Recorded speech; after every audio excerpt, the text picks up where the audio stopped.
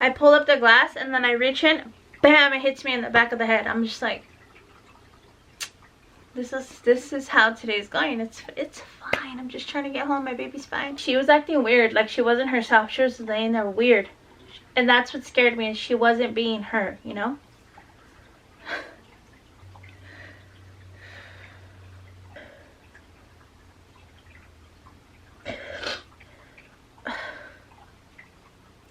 Sorry. So she wasn't being herself and I got upset like this. Hi friends, so today I want to tell you about the situation. We canceled the cruise because Salene had a ruptured appendix.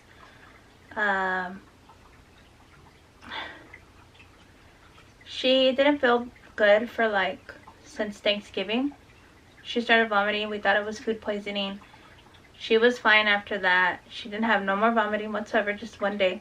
So it's like, you know, you think, oh, 24 hours, it's fine.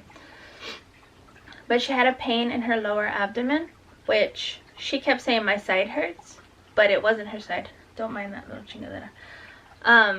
It wasn't her side. It was across the middle. And so I went to the doctor's, what day was it? Wednesday the 1st. I took her to urgent care. We waited in the line 30 minutes and then they were like, we can't take you. We're over, what did they say? They said something stupid, like something that I didn't understand right off the bat. It was, there's not enough appointments for the time that's left in their open hours. So this was 5 o'clock, 5 p.m. And they close at 9, but there was too many people, so they wouldn't be able to see everybody. Don't mind the light on my glasses. Should I just take them off? No. So, so we left there. I went to another hospital and I went to the emergency and they said to the person, 2 people ahead of us, they said, I'm going to be honest with you, it's a 6-hour wait. And I was like, oh my God, like I'm just trying to get this resolved because this hurts her. I think, I thought it was a UTI because you have the same pain across. Some people it burns, some people it doesn't. That's just what I thought it was. So I had already been giving her antibiotics for 2 days, like that we have. But she didn't feel any better. So usually when you take antibiotics and it's an infection, you know, you start to get better.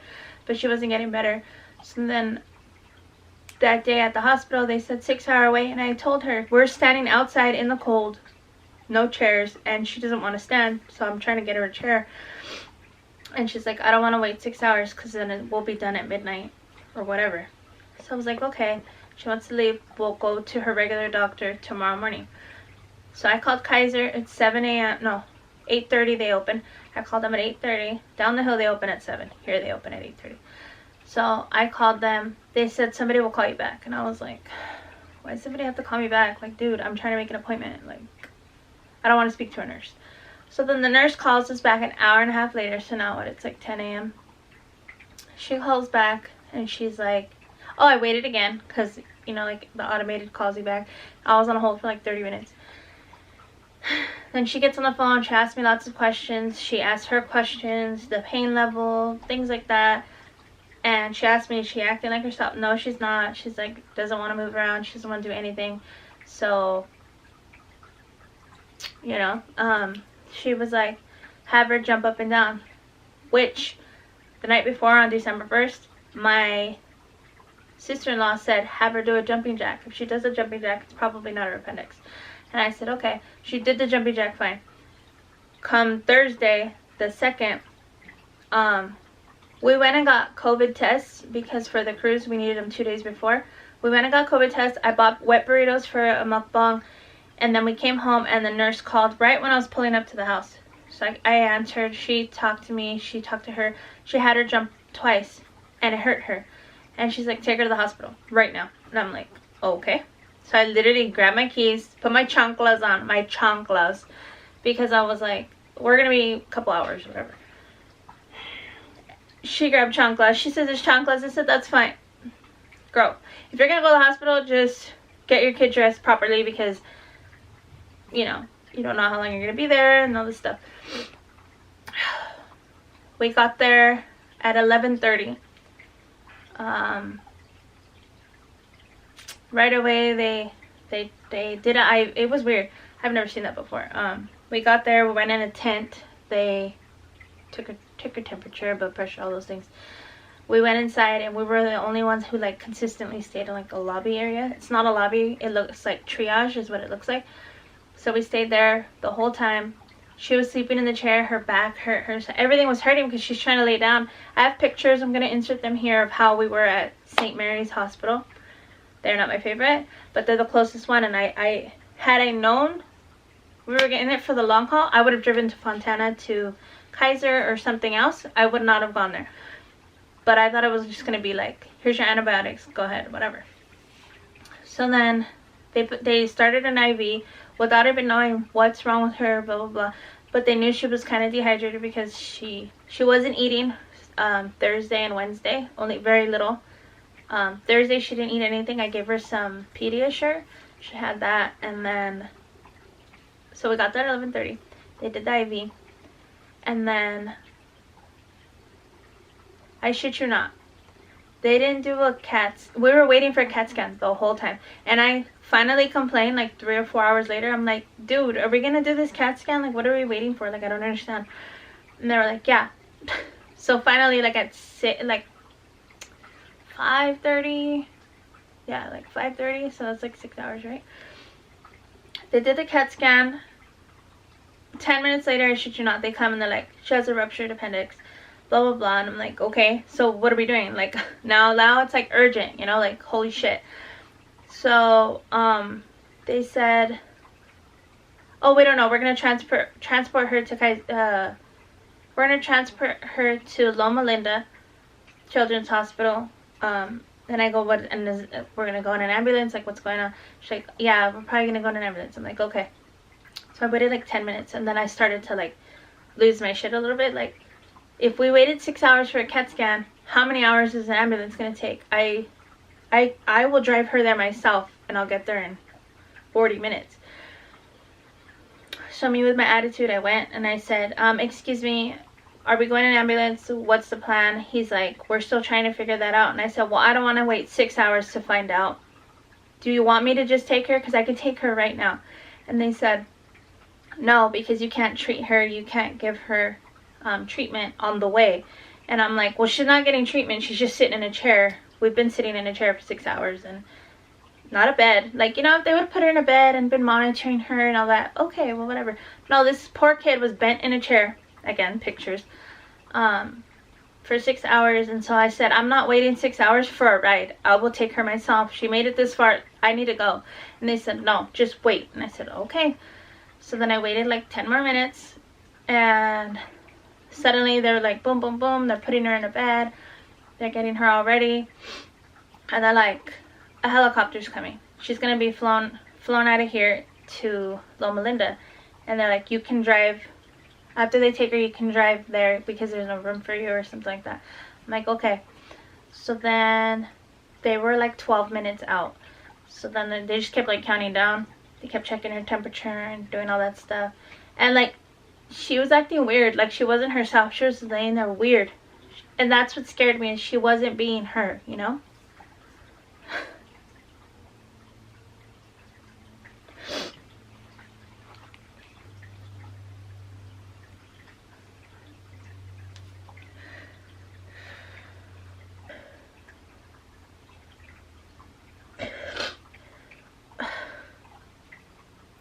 Sorry. So she wasn't being herself, and I got upset like this, and I was trying to like hide from her because I didn't want her to be upset that I'm upset, because she was never crying or anything.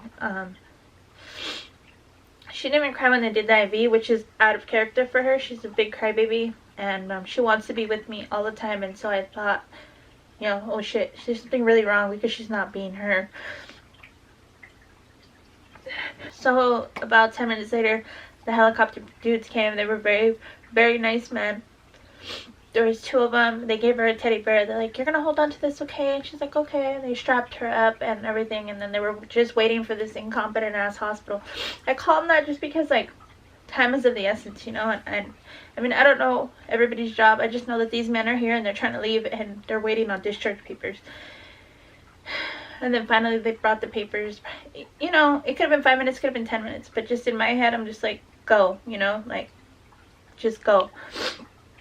And then so they brought the papers, and then I followed them to the helipad and then watched them load her up. I told her, give her a kiss, and there was I'm such an asshole. Like, there was a guy, it's like a helipad but it has chain link around it, and there was a guy just like standing right there, and they were like, excuse, and like they had already been talking poop like under their breath. They were like, dude, this guy's right here, like where's security, like why is he right here, like get out of here. And so I saw him and I'm upset, obviously. I'm not crying or anything, I'm just like trying to get her to go. And they told him like, excuse me sir, like there's gonna be a lot of dirt from the wind and, you know, from the propellers or whatever. They call propellers? Is that only a boat? Anyways, so they told him, I don't know what they're breaking over there. There's gonna be a lot of dirt, can you step back? And he's like, oh no, I'm in for a treat. I'm super excited to watch you guys take off. And I look at him. I said, what a piece of shit. I said, what a piece of shit. My daughter's in a helicopter trying to be lifted off, and you're in for a treat. Like,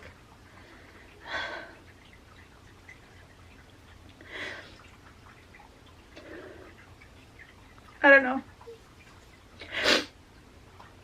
Maybe I take things personal, but I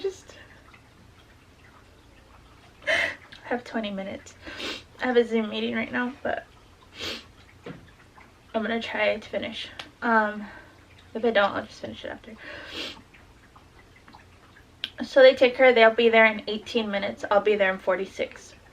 But I have to get gas because I have like this much.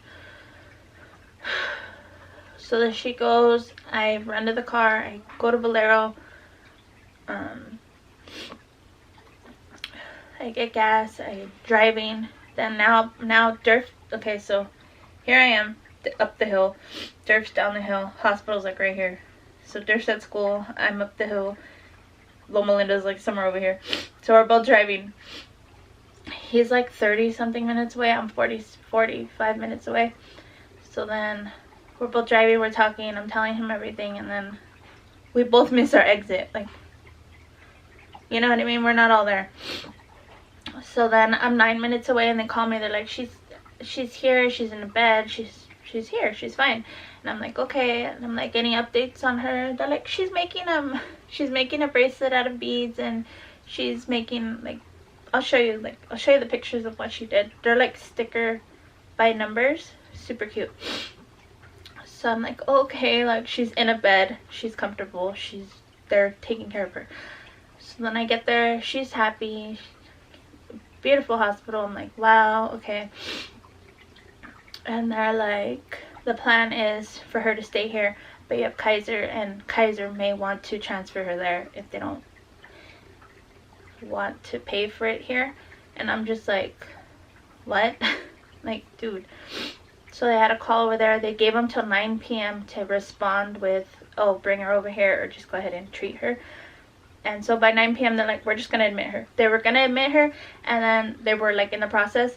Like 15 minutes later they called and they said, go for it. But I had already refused twice. I said, can I just choose to not? Can I just, like, don't even take her up? She's already here, she's settled, she's stable, please just keep her.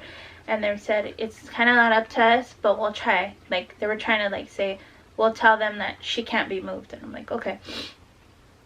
So they ended up calling and saying, go ahead and keep her. And then they kept her.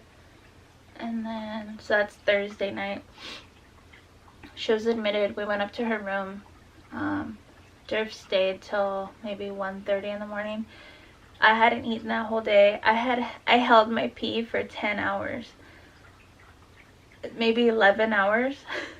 I don't know. The point was I held my pee for a long time. Because, like, you can't leave a baby. Like, what? I mean, she could have went with me, but I'm not going to make her stand there one pee. I don't know. I never got to pee, so I waited till he was there. We were both there. And then I said, hey, I think I'm going to go pee now. They had already told me, like, go pee. I'm like, no, I don't know where it's at. I just don't want to. Let me just stay here.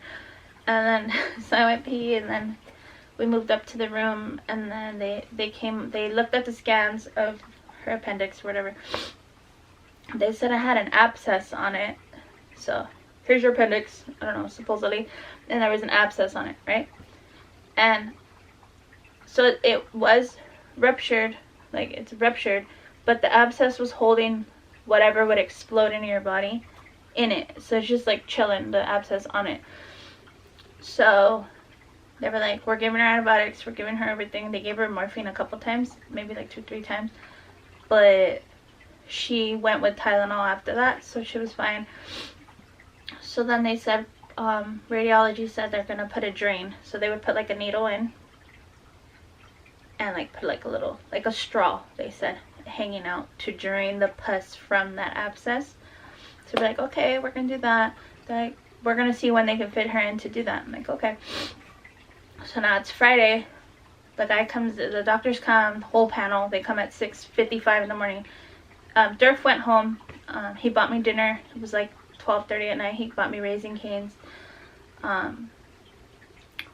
She's stable now. Like, if she wasn't stable, I wouldn't have wanted to eat. But she was perfectly perfect, you know. She didn't feel bad. She looked peaceful. They said she was stable. Everything was fine.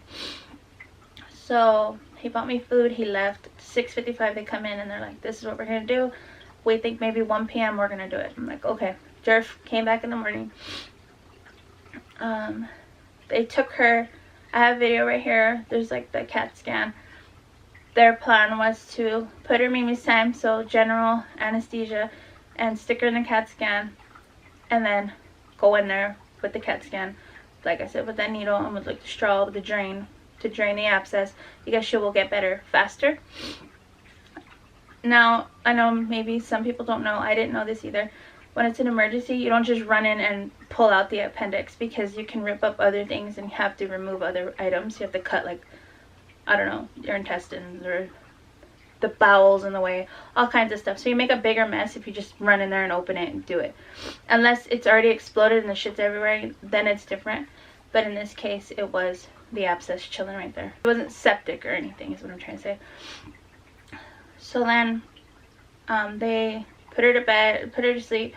We went in there. We were there the whole time. They were doing everything, giving her oxygen, and it's a lot of funny stories. She says the weirdest things, and I'm just like, you're funny. She made everybody laugh all the time, and everybody complimented her hair because it's super long with her braids. But so we gave her a kiss. We went back upstairs. They said she would be done in about an hour. An hour later they call and we go and we're like, cool, it's done. She has her drain, yay. We go to recovery. We go and they're like, the doctors want to speak to you. And I'm like, okay. So they give me the phone and he's like, we couldn't safely put in the drain because when they went to go in through the back, like your like upper butt cheek, you know, like there was blood vessels and nerves, and we didn't want to do that. And then when we went to go from the front, the bowels was right there, so we could not safely get to the abscess like the first CAT scan showed, because it wasn't in the same spot. I don't know if it's floating around in there, I don't know what it's doing, but the point was is they went off of yesterday's CAT scan, so therefore the abscess wasn't where it was in the first place, so they couldn't do it. So now I'm like, you just put my kid to sleep. I'm like, you didn't, like, what's the solution now? You know, I'm thinking like, holy crap, like what? So when she heard that, she was upset too. She was like, they didn't do anything. What? And she just put her hands in her head and put one like this, and she's like, I thought I was gonna be fixed, blah blah blah. I'm like, I said, they're gonna come up with a new plan, it's okay. And so now it's like nighttime. They didn't tell us nothing. The next day the doctor comes in late. Okay, they told me like they usually come at like 6 or 7 a.m. But I think because it was Saturday, he came later. He came like at noon, 12 or 1. I think 1. He came at 1. And so every day her pain was like a 7 or a 6. But this last day, Saturday, it was a 4. And it had never been at a 4. No morphine, no nothing, just Tylenol and antibiotics and fluid. She had Tylenol, antibiotics, and fluid. She couldn't have liquids or solids because in case they had to do emergency surgery or something. So he comes in and he's like, she's getting better with the antibiotics. She's getting better. She doesn't need morphine or anything. She's fine with just Tylenol. So if she can do 3 things, you can go home. And I'm like, what? Like, how did we go from getting a drain to not getting a drain to she'll be fine? I'm like, what? So, the 3 things were she can walk, she can manage her pain with Tylenol or Motrin, just like something over the counter, something not like hospital grade, and she can eat. So we're gonna feed her, and if it goes down well, she can go home. And I'm like, what? So then at 2 o'clock they came and brought her lunch. They gave her like chicken nuggets, yogurt, all these things. I'm probably gonna have to finish this video after my dad's here. I'll be right back. I'm not gonna turn the light on just because I don't know, I don't feel like the reflection right now, even though there's still some from right here. I just went to a Zoom meeting. It was 90 minutes. It's an hour and a half, I think, right? I was laying on the PAX bed and, you know, I should turn this off now. Durf just texted me, can I get some TP? Yes. Okay, so I just turned the air, okay. So I was in the Zoom meeting on PAX bed, and, you know, if you know, I have air purifiers over there where I am always. And so I started to cough. I started to like breathe stupid. Like right now, I feel like shorter, like it feels heavy, like feels thick. So she brought it in here because I was already 30 minutes in and I started coughing and stuff. So I'm gonna go order her one because I can't. Anyways, so I was telling you guys the story. I think I left off with the 3 things she had to do before she could leave the hospital. And she was able to walk. The first day she wasn't able to walk. We had to like pick her up or like, I don't know, take her to the bathroom because you had to take the IV little rolly thing. I would have to disconnect it, take her. But she was really slow. The next day she walked. The next day she walked. She was fine. She did throw up one of the nights because we walked her and she couldn't pee. So when we walked her back, they said if you don't pee, she had 500 cc's of pee. They did like an ultrasound. They said you need to pee on your own or we're gonna have to like take it out, like catheter it or something. Forgot what it was called. So we're trying to avoid that, obviously, like nobody wants that. So I'm like, Mija, you have to go pee, it's okay. And they were like, she was crying and crying because I guess it hurt, the walk, and then just everything hurt.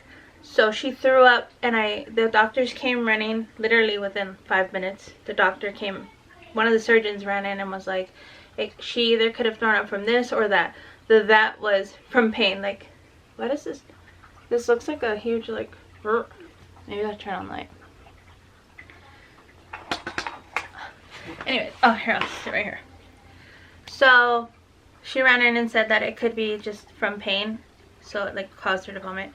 And it was like nothing. It was like, because there's nothing in there. So she was able to walk. She's able to manage her pain on Saturday with just Tylenol. She hadn't had Motrin since that Friday night. She only, okay, so after she threw up and they had to make her pee, or she had to go pee, they gave her morphine. I said, well, if you give her something for the pain, maybe it won't hurt when she tries to go pee. And yeah, they gave her morphine. Boom, she was good to go. She was the happiest little baby. She like got back to normal. She went pee. We were all, yay, oh my god, we're so excited. And like every pee after that, I peed, and we're like, oh my god. Like, it's, you know, it's the little things that make you happy. So yeah, Saturday they let us go. They brought her lunch. She ate like a little bit, like enough. They let us go.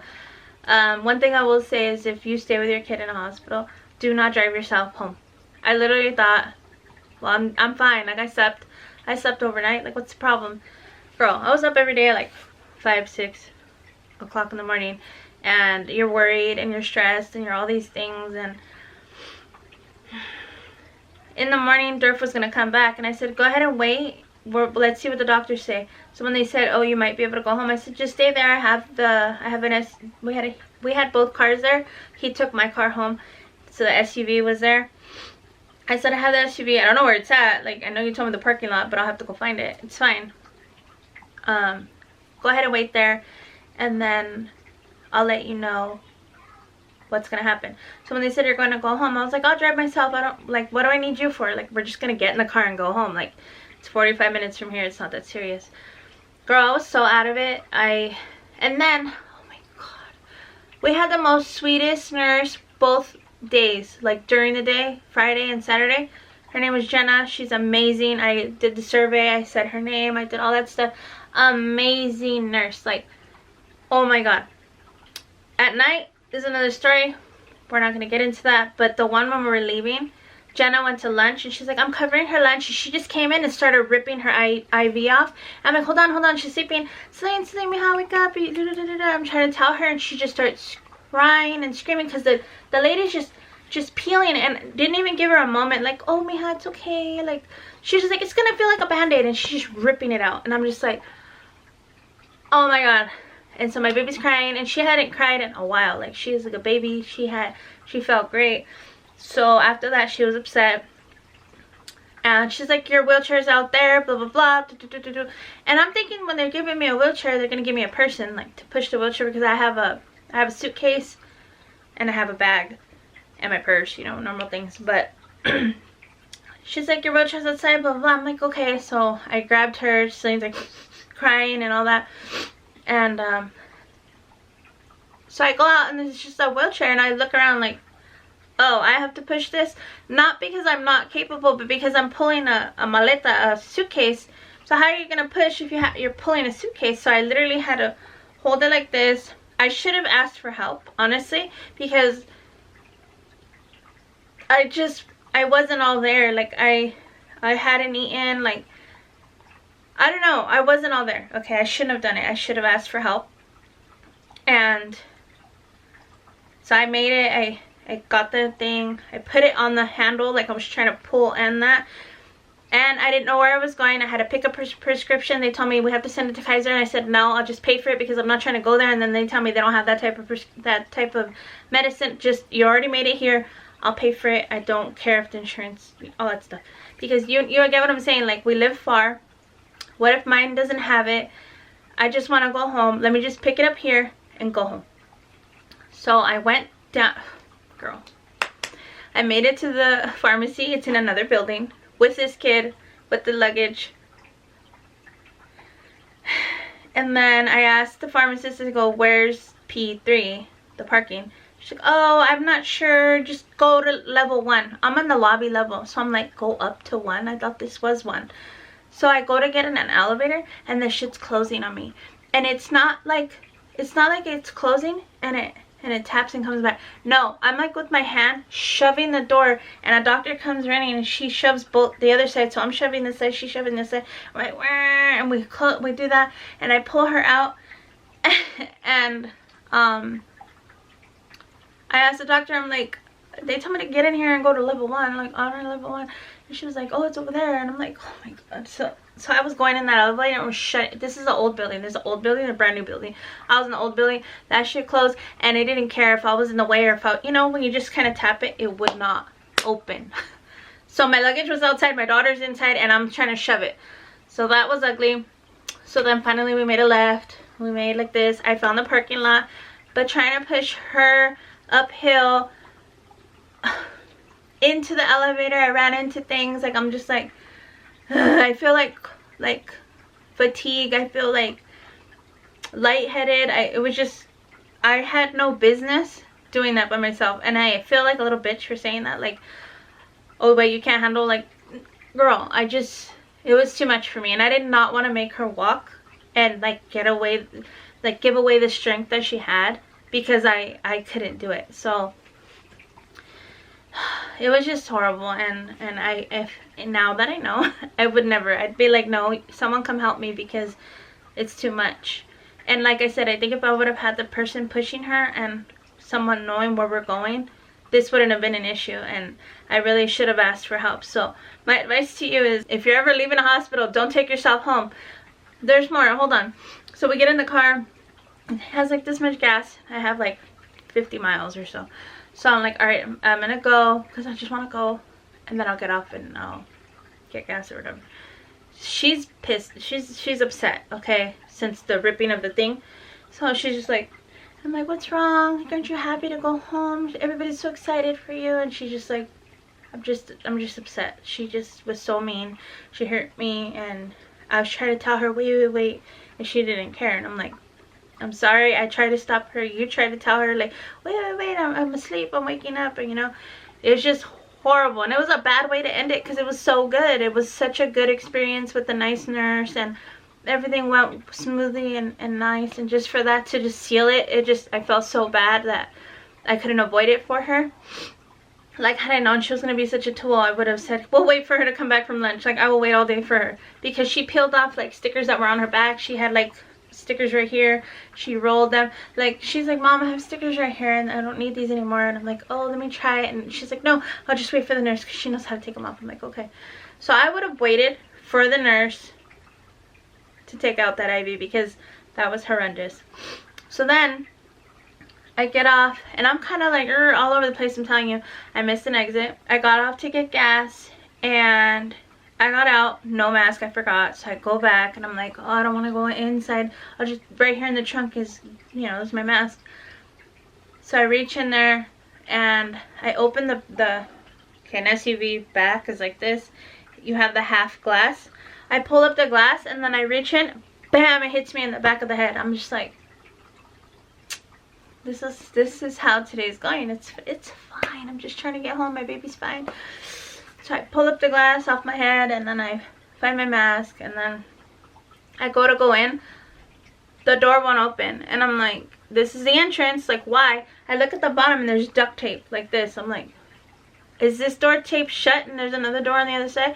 So I'm like, I'm like, okay, I guess I can't go through this damn door. So I start walking away, and she's like, miss, she comes out of that door. You just have to pull it really hard. And I'm like, it looks like it's taped closed. And she's like, oh, a vendor broke it and blah, blah. I'm like, okay. So I pay for my gas, I go, and I come home. But I just I felt so lightheaded, and I felt so crappy, and I had no business. Just never be afraid to ask for help, because clearly I needed help because I wasn't all there. I'm still not fully recuperated. I've slept good nights. I've done everything. I'm still not functioning well. On top of that, I started a new 30-day thing with my trainer. It started today, so that's probably why I'm a little too. It goes from December 6th to January 6th, and so I'm learning that, and I'm just like, I'm doing this. My dad just called. He's like, he told me to call you when I was done. I'm giving him his Christmas present early because I just bought a new TV for my grandma's house. Like, my mind is fried, and I'm getting better at like vlogs and stuff. Like, I have a vision now, and it's much easier for me, and I'm less embarrassed, and I don't know. I'm doing a lot better as far as like being able to. I have a lot of ideas. I have them all written down, but it's just that like life stood still. Like, I didn't care about no cruise. I didn't care about no trip. Obviously you just want your baby to be better, but she's okay. They said the abscess will shrink and slowly absorb into the body, and once everything's healed, in 8 days she goes back for a scan. Well, probably now 7 or 6 days. She'll go back for a scan, make sure it's fine, as long as she doesn't have 3 things: a fever, vomiting, or in like horrible pain, like severe pain. So fever, vomiting, or severe pain, she's fine. If I have any issues, I can go back right away, but for right now she's fine. And in 6 to 8 weeks she will have the appendix removed, because when something like that happens to your appendix, it's done. Like, there's no reason to keep it. It'll just reoccur within 6 months. Again, nobody wants that, obviously. So once everything's healed, she will have it removed, and that will be that, and we'll resume maybe going on a cruise after it's out. I don't know.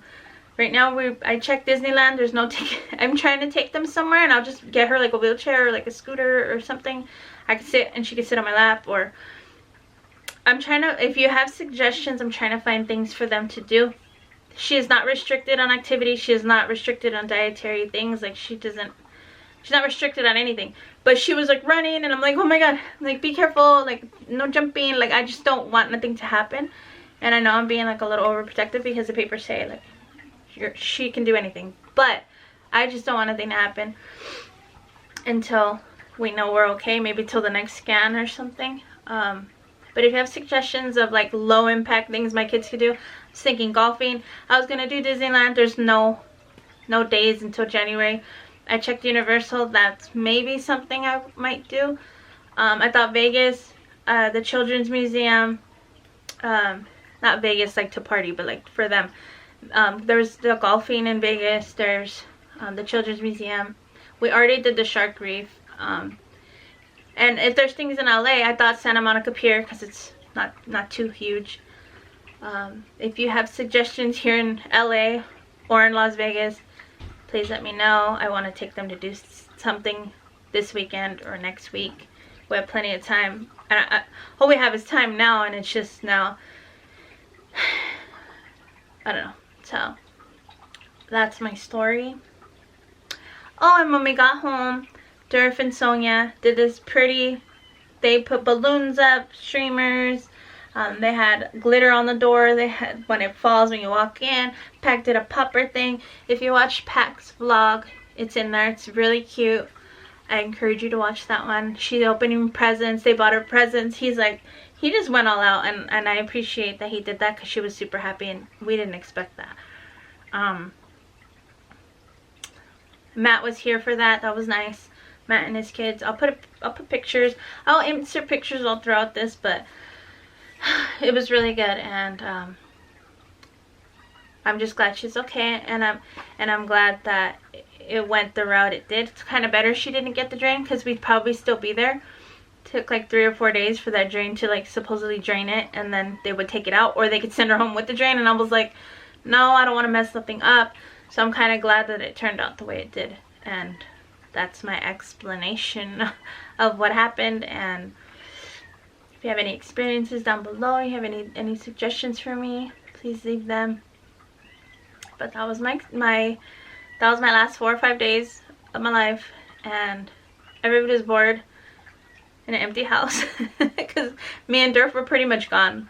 He would come home every day at 12, 1, 2 in the morning.